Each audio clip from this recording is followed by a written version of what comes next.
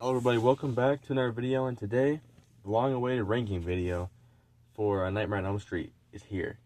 So I'm going to be ranking the movies from worst to best, and this is going to be a traditional ranking style, so not a tier list, which I could do that eventually, but this episode is just going to be a ranking of the movies.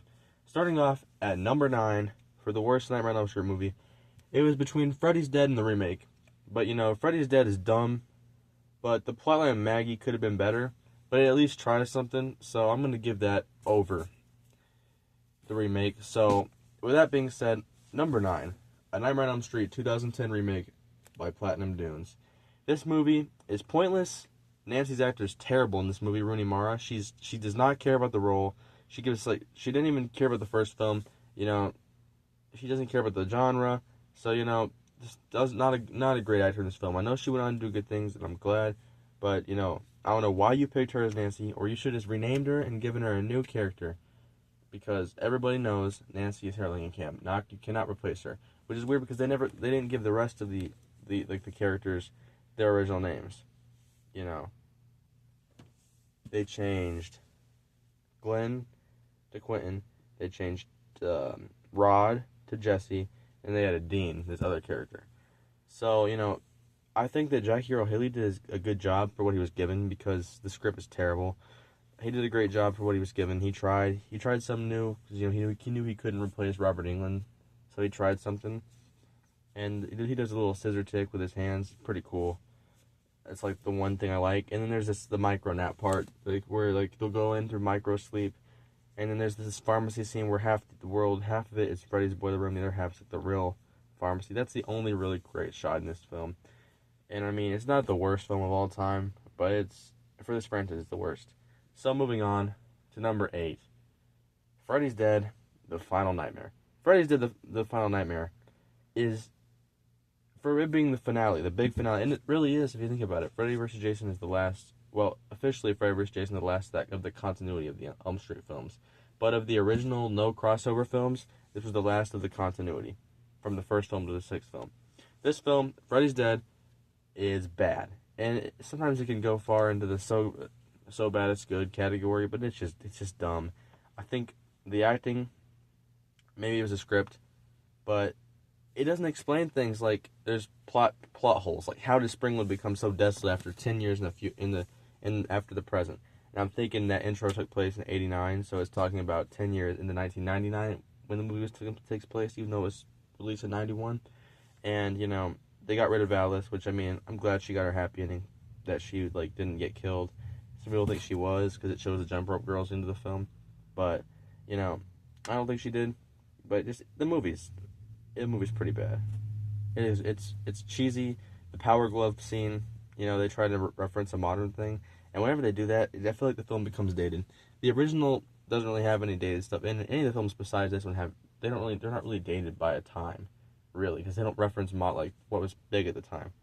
And just for a movie that claims to be Freddy's Dead, I like the Maggie plotline. I think that if they would have handled it better, they could have pulled that off.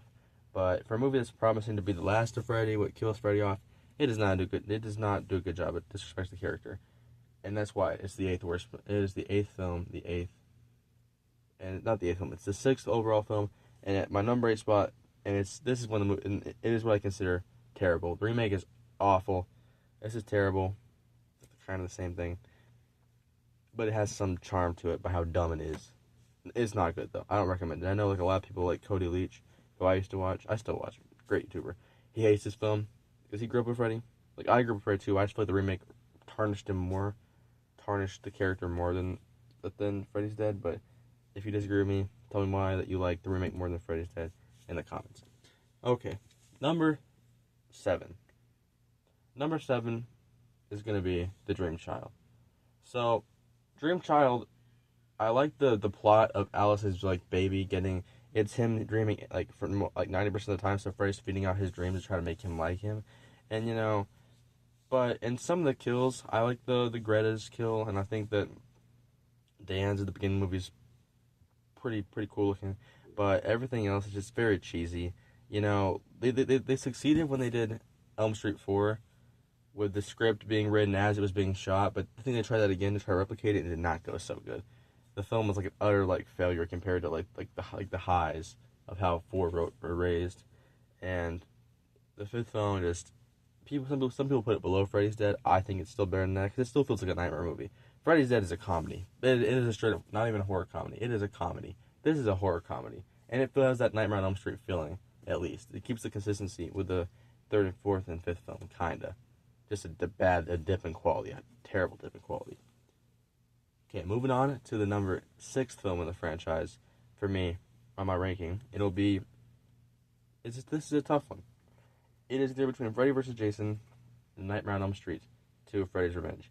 I'm going to put Freddy's Revenge. Now, this is when the movies are good. I think this movie is a good movie. I think it tried something new, but I think that it also, the big tone shift, it kind of like, it's not really, the tone is okay, but the way they made it like Freddy can go into the real world, because he kills he kills a bunch of these kids at this pool party in the real world, and now you could see that was Jesse just being manifested as Freddy, because the movies, but it's not very nightmare-like. There's not many nightmare scenes. I believe the coach that gets killed, I think he was killed by Jesse, it insinuates, or something. You see Jesse wearing the glove, so I don't know if that was Freddy manifesting. So all the kills are potentially done by Jesse, and just like Freddy appearing to people. I don't know. It's not really very consistent with the rules Wes Craven set up in the original film, and it's kind of a weird sequel. It tries something new, respect it, but it is not my favorite. It's still a good movie though. Number 5, Freddy vs. Jason. Freddy vs. Jason delivered on all the campiness of what should have been what this film is. This is what we should have expected. It's very hard to do a film when you have different directors from each franchise trying to like make it work out, because you don't want they have to be evenly matched, and I think they did a good job. The characters aren't nothing to write home about, but Freddy and Jason, I wish they would have got Ken Hodder for Jason, but Ken Kirsinger did great, and for what he was like for the role, I think Ronnie, you did a pretty good job directing, and I think Robert Englund did a great like swan song, his finale as Freddy.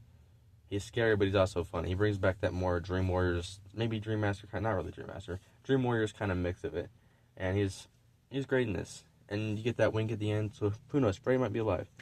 So we'll probably never see Robert Englund back in the makeup. Maybe a voice. He voices the character in a film or something, or a TV show. Who knows? Or a game. Number 4. Number 4, you've got A Nightmare on Elm Street, Dream Master. Now, this movie is a fun movie, in my opinion. I think Alice is a great character. I think Lisa Wilcox is as good as her. I'd still say Kristen's better because of Patricia Arquette's performance in the last film.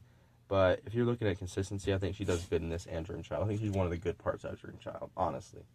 And I think Rennie Harlin, he was this, Finnish homeless guy.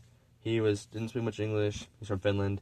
He was like, he kept bugging me on, hey, I can direct, and they gave him this movie. I think with what he had to work with, the script was being written as he directed, he did a good job.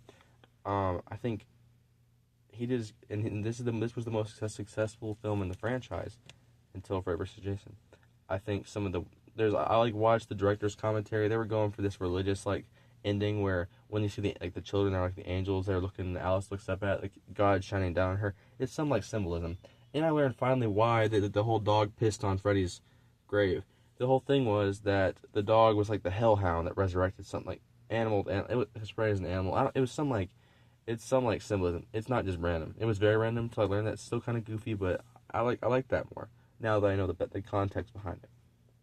I think that Freddy's death, when he's being pulled apart by all the souls, is amazing. I think that's a really cool. I think Debbie's death, the one who gets turned into a cockroach, the effects are great in that one.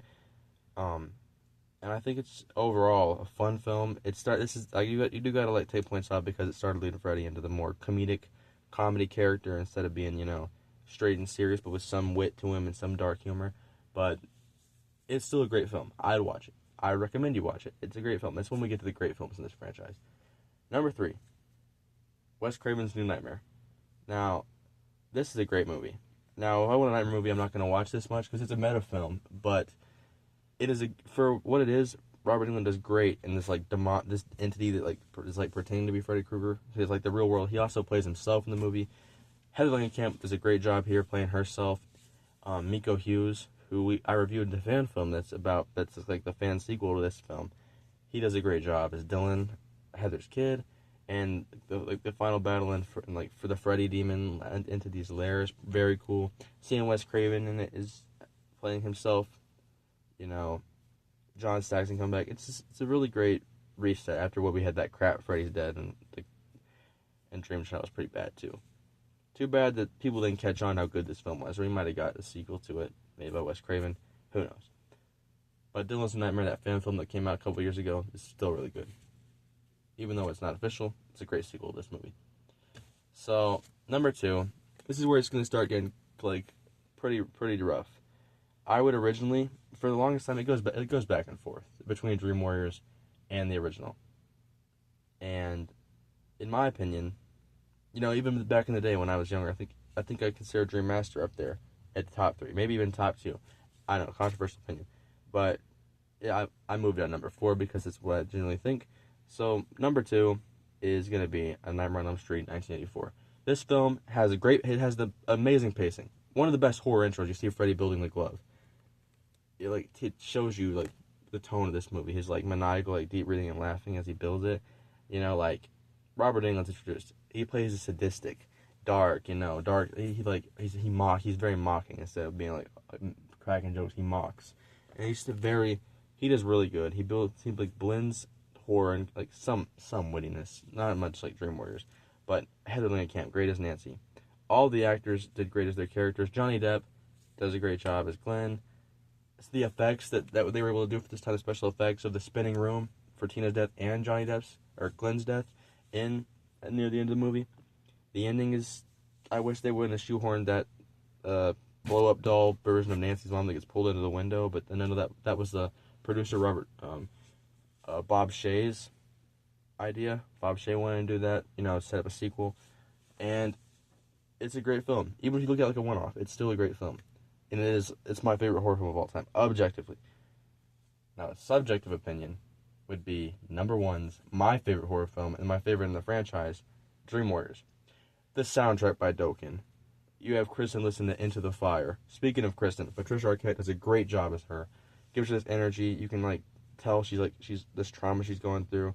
When Freddy's appear in the shadows at the beginning of the movie, we find out the chest of souls in this, which is we get. I think Dr. Gordon, Neil Gordon, is pretty good in this movie. He's kind of overlooked. Kincaid is an amazing character. Joey, he's kind of, he doesn't really have many traits in this movie, although he has some good scenes. I think the other Dream Warriors like Taryn and Will, and even Phillips. Phillips' death is with the puppet strings, and his veins and his arteries, tendons getting turned into puppet strings. Very disturbing. The movie is the perfect sequel to the original. Wes Craven came to write the script. It got revised by, I think the director Chuck Russell. I think, don't quote me on that. And it's a great film. It's fun to watch, and unfortunately Nancy dies at the end of it. Although I'll be making a video about the comic version of her death, which I think is a lot better. So that's why Dream Warriors is my favorite film. Great directing, great actors. They mix Freddy's his sadisticness and his wittiness at perfect mix. The Goldilocks, just right. And overall, if they would have been in this movie, I would have been sad. But I think this sets a good trilogy, and especially if you have Dream Master in there, it's a good quadrilogy. So that is my ranking of the Nightmare on Elm Street movies. There'll still be more Elm Street videos. I'll probably start in the Friday the 13th review soon. Thank you guys for watching. I love you guys. Stay blessed and take care.